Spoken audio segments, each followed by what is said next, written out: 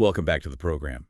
Today we're going to conduct a comprehensive exploration of a musical entity that, for many, really defined a specific part of the sonic landscape of the 1990s. We are talking about the Cranberries. Exactly. And when most people think of this group, the immediate association is, it's either the really aggressive, distorted grunge chords of Zombie, Or, on the complete opposite end of the spectrum, the very delicate string arrangements of a song like Linger. right. But the analysis we're undertaking today aims to go much, much further than just those radio staples. This is going to be a chronological and, I guess, a mechanical breakdown of four individuals from Limerick, Ireland. It's a story of how they went from a basement rehearsal space to quite literally causing riots in Washington, D.C. And then how they faced the crushing weight of that sudden, massive fame. It's a trajectory that serves as a case study for the volatility of the music industry during that specific era. We're looking at a timeline that stretches from the band's formation in 1989 all the way through to posthumous releases in recent years. So the scope of our discussion will cover the mechanics of their formation, their initial failure, and the poverty that came with it, the conflicts with management, their artistic evolution. And of course, the final chapter following the passing of lead singer Dolores O'Riordan. And we are going to adhere strictly to the available documentation and the historical record. There's a significant amount of mythology that's built up around this band, but our objective here is to clarify the reality of their progression. That's correct. So, I want to start the timeline at the very beginning. We need to set the scene before the fame, before the stadium tours. We're going back to the mid-1980s in Limerick, Ireland. You have two brothers, Noel and Mike Hogan, and their friend Fergal Lawler. That is the core. And to understand the foundation of the band, one must understand the context of Limerick at that time. It was not a major cultural hub in the same way that Dublin was, for example. Right, it was a bit more of a provincial city. Very much so. The core trio, Noel on guitar, Mike on bass, and Fergal Lawler on drums, they were united by a shared enthusiasm for 1980s English indie music. Bands like The Smiths, The Cure. Exactly, and the punk ethos. A critical detail here is the DIY ethic that galvanized them. They were not classically trained virtuosos during this formative period. They were just learning as they went. Precisely. The records indicate that Lawler received his first drum kit as a Christmas present when he was about 17. Mike received his first bass, and Noel his first guitar only 2 months after that. So they were essentially learning the mechanics of their instruments at the same time they were trying to write music. They were learning together. It is the archetypal garage band setup. It is. However, a detail that's often omitted from the general summaries is that Dolores O'Riordan was not the original lead singer. That's a crucial point. The band actually formed in 1989 with a singer named Neil Quinn. And they weren't even called the Cranberries yet. No, they utilized a different name, which was something of a play on words. Tell us about that. The original name of the collective was the Cranberry Sauce. The Cranberry Sauce. It was a phonetic pun on cranberry sauce. It certainly anchors them in a very specific youthful mindset. I mean, it's a bit of a joke name. It is. And with Neil Quinn as the vocalist, the group released a demo EP titled Anything in January of 1990. Okay, so they're already recording. Yes. But shortly after this release, Quinn decided to leave the band. He wanted to return to his previous group, the Hitchers. It's important to note, though, that his departure was amicable. And that's a key detail, isn't it? It proved to be a pivotal factor in the band's history because Quinn was the individual who facilitated the introduction to his replacement. Right. So the remaining trio, Noel, Mike, and Fergal, they decided to just continue as an instrumental group for a few months. They did. They spent this time refining their song structures, tightening up their rhythm section. It was during this period that Quinn informed them of a potential vocalist. And who was that? He mentioned a friend of his girlfriend's sister. This person was a singer-songwriter, and she was specifically looking for a group that composed original music rather than just playing cover songs. And that vocalist was, of course, Dolores O'Riordan. That vocalist was Dolores O'Riordan. The initial meeting took place on a Sunday afternoon in mid-1990 at a place called Zurich Studios. The visual description of this encounter is really well documented and quite striking. It is. O'Riordan was 18 years old at the time. She arrived at the studio wearing a tracksuit and carrying a broken Casio keyboard under her arm. That is a very specific image. A broken Casio keyboard and a tracksuit. It doesn't immediately suggest the persona of a future global rock star. Not at all. The initial impressions were, mixed. O'Riordan later noted that she appreciated the band's sound. She described them as tight. So those months they spent practicing as an instrumental trio paid off. It validates that decision, yes, but she also felt they needed direction. Conversely, the band members were initially taken aback by the contrast between her physical presence and her vocal capabilities. What do they say? Noel Hogan described her as small and quiet, but he noted that when she began to sing, a huge voice just emerged from her. The creative chemistry seems to have been almost immediate. It appears so. Noel Hogan provided her with a rough cassette demo. It had some chord sequences he had been developing. Kind of a jangly indie guitar style. Yes, very much in that vein. He instructed her to take the tape and, see what she could add to it. In this specific interaction, it really demonstrates the efficiency of their songwriting partnership from the very beginning. It does. O'Riordan took the cassette home, she wrote lyrics, and she overlaid melodies onto the existing chords. She returned to the band within a week and performed what she had written. And that song was Linger. That song was Linger. It's just remarkable to consider. A song with the longevity and cultural impact of Linger was created essentially 1 week after the singer met the guitarist. Mike Hogan described the band's reaction as being blown away. They recognized immediately that her vocal ability was distinct, that it was special. So this success really put them on a fast track. A very rapid acceleration of their output. O'Riordan and Noel Hogan began writing enough material to record a demo EP, which is titled Water Circle. It was released on cassette format by a local label, Limerick Records. And they also started performing live pretty quickly after that. Relatively, yes. Their first show with O'Riordan took place in July 1990. It was at a venue called Ruby's Club in the Cruises Hotel in Limerick. How many people were there? The attendance was approximately 60 people. From 60 people in a hotel club to... Well, we'll get to that. Following that performance, they recorded their first commercial 3-track EP. It was titled Nothing Left at All. The production run was limited to only 300 copies. And they sold out. They sold out in Limerick record shops within a matter of days. This sales velocity is the metric that moved them from being a local curiosity to a project that was starting to attract industry attention. And their studio owner, Pierce Gilmore, he steps in. He owned Zarek Studios, and he assumed the role of their manager. He also provided them with more studio time. This really marks the beginning of their interaction with the broader music industry, outside of just Limerick. It does. They compiled a demo tape featuring early versions of Linger and Dreams. Noel Hogan was reportedly very determined to move beyond the local pub circuit, so he sent these tapes directly to various record companies in London. He just mailed them out. He did, and the industry response was significant. Jeff Travis, who was the founder of the Rough Trade label, he expressed his approval. And that's a big deal. His endorsement would have carried a lot of weight in the indie scene. A huge amount. And his endorsement sparked a bidding war among major British labels. The entities expressing interest included Virgin, EMI, Imago, CBS, and Warner. So all the major players. On the strength of this interest, the band members all resigned from their day jobs. A huge leap of faith. They ultimately selected Island Records, signing a 6-album deal. The decision was influenced by an A&R representative there named Denny Cordell. That's right. So on the surface, this seems like the ideal scenario. A bidding war, a major contract. But the subsequent period from 1991 to 93, it was not characterized by immediate success. It was a period defined by struggle and internal conflict. After signing the contract, the band entered the studio with their manager, Pierce Gilmore, now acting as the producer. That's a tricky combination, manager and producer. It can be. They were there to record their first EP for Island, which was titled Uncertain. The title proved to be quite descriptive of the situation. It did. Gilmore implemented various alterations to the band's rough cuts during the recording process. When Uncertain EP was released in October 1991, it received poor reviews from the music press. The critics didn't like it. No. This critical failure created substantial tension between the group and Gilmore. The band members felt he was restricting their access to information. And making side deals. They felt he was making separate arrangements with Island's United States branch without their knowledge. In addition to these management issues, the financial reality was stark. How bad was it? The touring conditions were substandard. Reports indicate their maximum earnings were approximately $25 per day. $25 a day.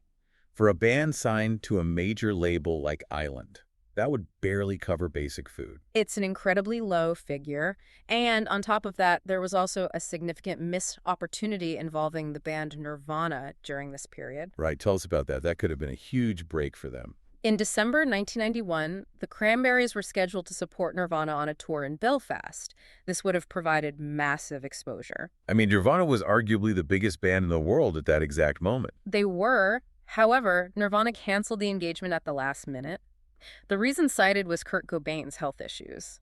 This cancellation removed a critical platform for the band at a moment when they were really struggling to gain any traction. So they're in this really difficult position.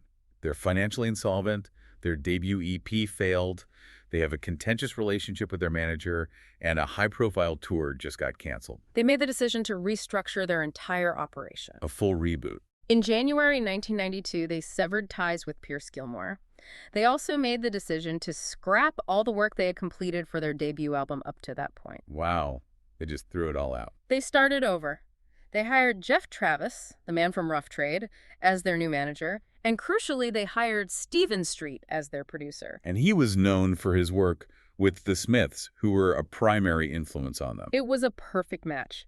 They returned to the studio in Dublin in March 1992 to record the album that would become Everybody Else Is Doing It, So Why Can't We? The album was released in March of 1993, and the initial reception, again, was not enthusiastic. No. Neither the album nor the release singles gained significant traction in the United Kingdom initially. The trajectory of the band changed entirely because of their exposure in the United States market. They went on tour there. They embarked on a tour supporting the band Suede. And Suede was receiving a massive amount of press attention in the UK at that time. They were seen as the next big thing. Yes. In the UK, however, during the US tour, the Cranberries started to receive heavy rotation for their music videos on MTV. MTV was still a kingmaker back then. A powerful one. This exposure altered the live dynamic. Midway through the tour, the running order was reversed. The Cranberries replaced Suede as the headlining act. They became the headliner over the band they were supposed to be supporting. Yes, because the audience response was just significantly stronger for the support act. That is a substantial shift in power dynamics for a tour. It must have been an awkward situation. One would assume so. But this momentum in the live arena, it translated to the charts. So by late 1993, the single Linger was in heavy rotation on U.S. college radio. It peaked at number 8 on the Billboard Hot 100, and it remained on the charts for 24 weeks. And this success in the United States, that's what finally made the UK pay attention. It triggered a reissue of Linger in the United Kingdom in February 1994. The subsequent popularity eventually led to the album topping the UK charts in June of 1994, more than a year after its release. So with the debut album finally successful, the band moved quickly to record their follow-up, No Need to Argue. And this album, it marked a really significant evolution in their sound. Released in October 1994, No Need to Argue completely surpassed the commercial performance of their debut. It was certified triple platinum within 1 year. And this is the album that had Zombie. It contained the track Zombie, which reached number 1 in multiple countries and became a true stadium anthem. And Zombie represented a real departure from that jangle pop sound of the first record.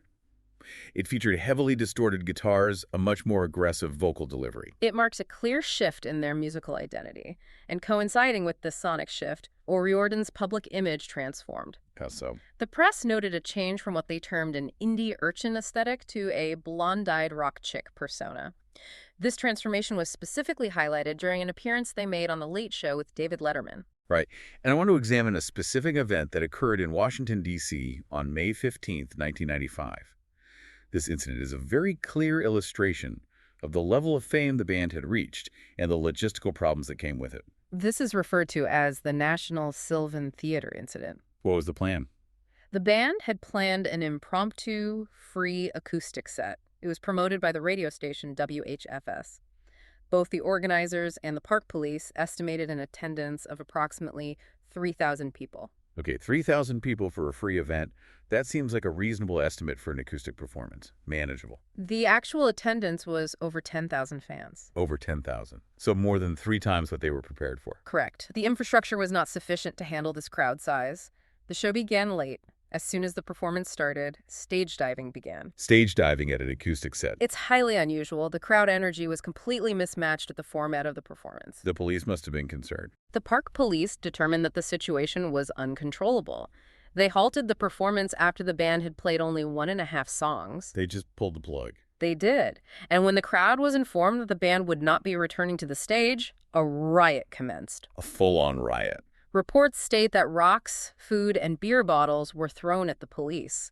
Additionally, members of the audience jumped onto the stage and stole O'Riordan's acoustic guitar. The theft of the instrument itself indicates a complete breakdown of security. The situation required the deployment of mounted horse patrols to clear the grounds of the Washington Monument. It was a chaotic event that underscored the sheer intensity of their popularity in the American market at that time. So by mid-1995, they were arguably the biggest Irish musical export since U2, Yeah. and they were receiving major awards. They won the award for Best Song for Zombie at the MTV Europe Music Awards in 1995. It's notable that they won this category over Michael Jackson. Over Michael Jackson, wow. They also received World Music Awards and were nominated for Brit Awards. But success of this magnitude, it often creates immense pressure. And this brings us to their third album, To the Faithful Departed, released in 1996.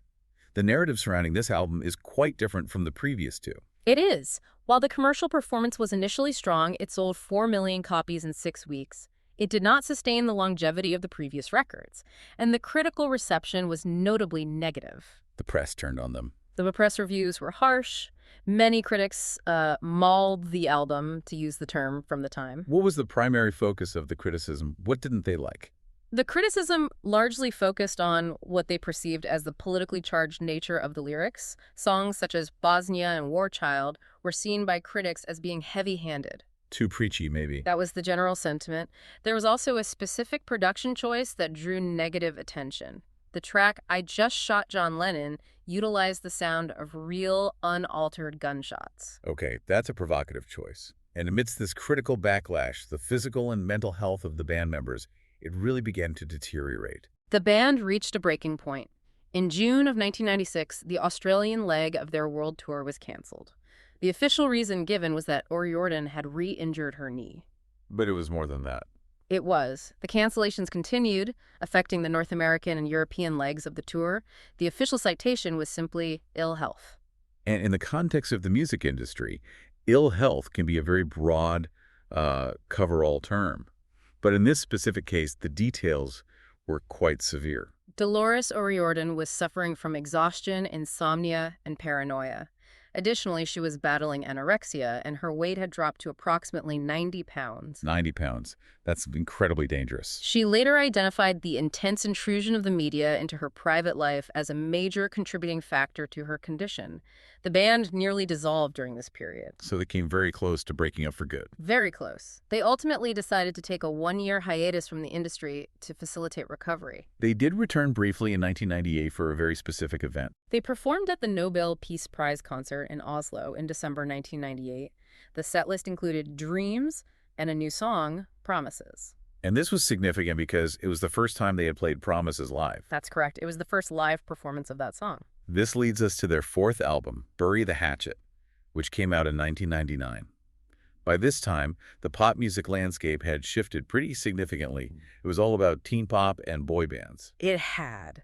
And Bury the Hatchet was a major seller globally, but the sales figures did represent a decrease from their peak in the mid-90s. But they could still draw a crowd. Despite the sales dip, their touring capacity remained high.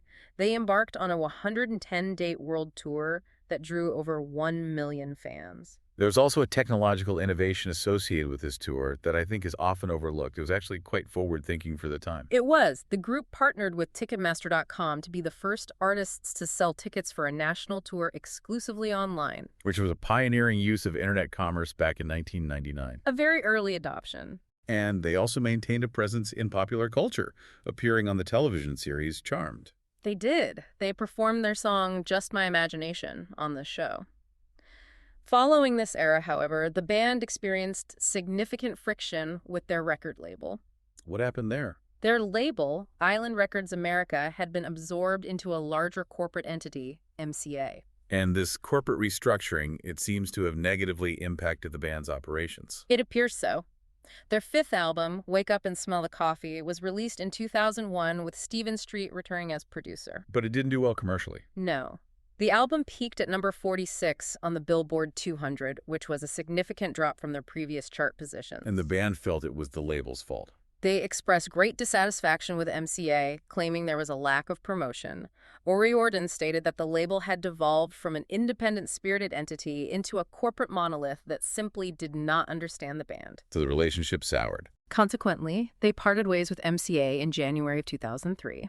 And later that year, they announced they were going on hiatus. An official hiatus. In September 2003, the band announced they were taking time off to pursue individual careers.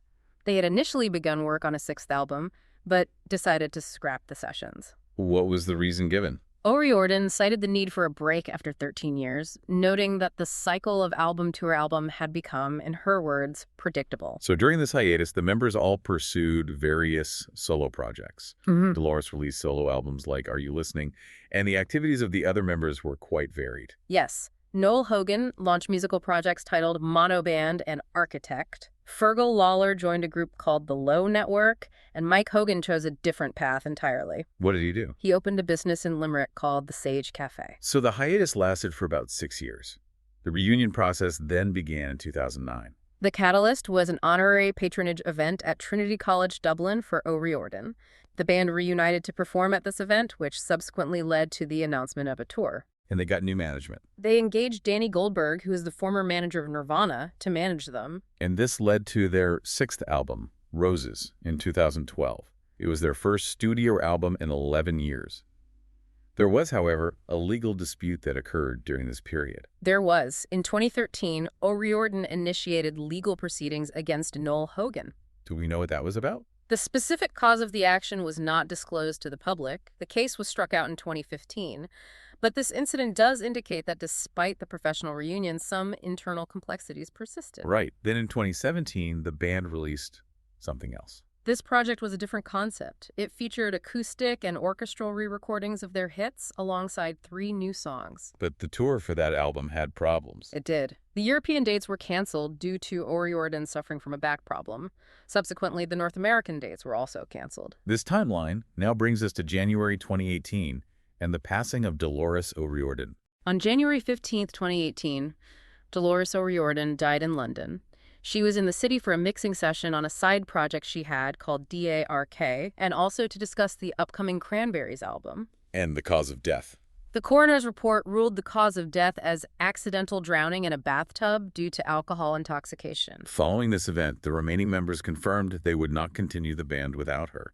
That was the end of the Cranberries as a touring and recording entity. That's correct. However, they had work in progress that they decided to complete as a final tribute. How did that come about? O'Riordan and Noel Hogan had demoed 11 tracks in 2017. The vocal demos were recovered from O'Riordan's personal hard drive, which was located in her home in New York. So they had her final vocal takes. They did. The band, with the full support of her family, decided to finish the musical arrangements around these vocal tracks to create one final album. And that album was titled In the End, released in 2019. The title track, In the End, was the last song O'Riordan ever recorded. The album received a nomination for Best Rock Album at the 62nd Grammy Awards. So a very poignant and well-received final statement. Since that final album, there have been further releases and milestones acknowledging the band's legacy. Yes. In 2020, the music video for Zombie became the first video by an Irish band to reach 1 billion views on YouTube. 1 billion views. That's a staggering number. It is. And more recently, in 2024, an EP titled Wrapped Around Your Finger was released. This collection included tracks like Linger and Dreaming My Dreams, as well as a 2024 remix of Linger by Ian Cook. And what was the band's reaction to that remix? Fergal Lawler noted that the remix was successful because it managed to retain the vulnerability of the original vocal performance. When we analyze the musical artistry of the band, the defining element is almost always identified as O'Riordan's unique vocal style. It is the central component. Her technique blended alternative rock with elements of jangle pop and post-punk. Specifically, she utilized a yodeling technique. A rapid flipping between her chest voice and her head voice. Exactly, and she attributed this style to the influence of her father singing the old country song The Lonesome Cattle Call, and also to the religious Irish music, such as Gregorian chants, that she heard in her youth. It's a fascinating combination of influences. From a demo tape in Limerick to nearly 50 million albums sold worldwide, the history of the Cranberries is a significant chapter in music history. We hope this exploration provided a clear understanding of the reality behind the music. The journey from the cranberry sauce to In the End is a remarkable one. Thanks for listening.